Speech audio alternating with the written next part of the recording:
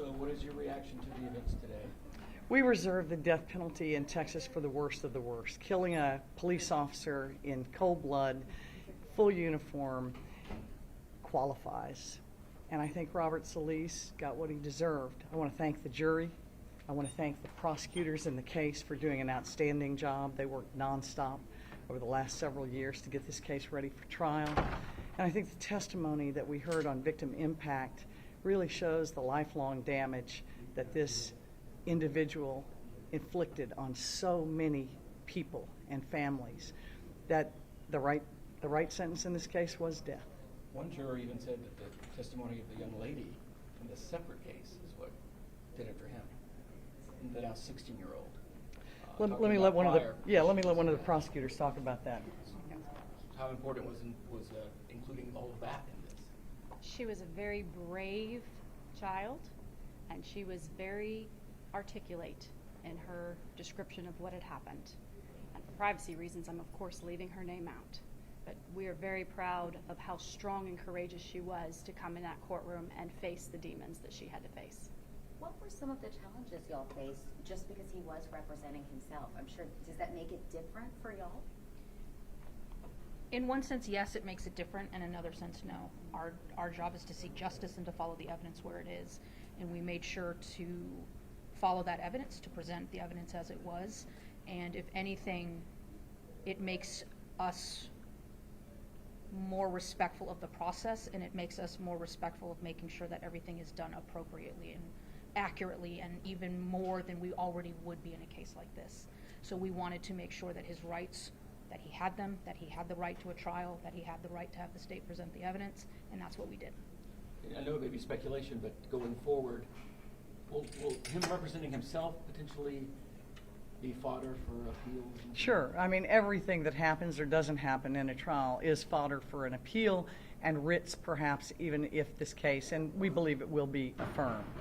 But I think what the prosecutors told you about trying a case against a pro se defendant is accurate. It's very difficult, and it makes you hyper aware of their rights as well as the people's rights, and you have to look out for both. That's our duty every day, but it's really pronounced when you've got somebody representing themselves in a death penalty case. Swift verdicts in this case. Any thoughts on what's going on downstairs?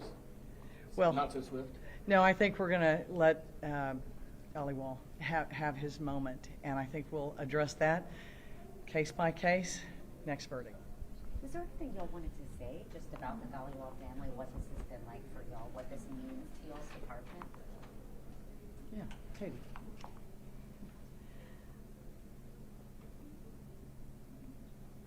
Dhaliwal was such a pillar of our community in every sense of the word. He was the example. He was the bar. His loss absolutely is a loss that every single one of us feels. What was it like for you as you peel away the layers of his criminal history and you found everything? Like I said in the closing argument, it just didn't stop. The trauma that he's inflicted on so many victims, it just didn't stop. It's heartbreaking to find victim after victim. It was truly heartbreaking. But we're glad today that this jury was able to give justice. Can you talk about the process in which you decided on the death penalty and how that worked and how the families played into that? Sure. In Texas, there is death penalty only for the crime of capital murder. It can be committed in a variety of ways, but killing a police officer while on duty is a primary reason. In our office, we utilize a committee. I think it's too much for one human being to decide on a death penalty, the harshest penalty that the government can inflict. I think it's better to surround ourselves with good minds and good lawyers and people who see things from different perspectives. And that's how we do it at the Harris County DA's office. I don't make a singular decision. We meet together as a group. Of course, the trial lawyer has the greatest say because they're the ones who know the evidence best. They make their pitch. The defense has an opportunity to submit information that might mitigate or lessen the punishment or even the guilt. And so everyone has that opportunity. But again, the death penalty is for the worst of the worst, and Robert Solis qualified. During your closing statement, argument, sorry, don't hold it against me.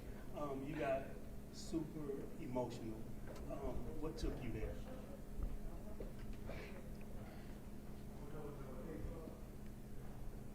This case was an honor and a privilege, and knowing how hard law enforcement every day and what we ask them to do and what we put on their shoulders every day, and to have, as my co-counsel so accurately put it, the bar, and such a good man.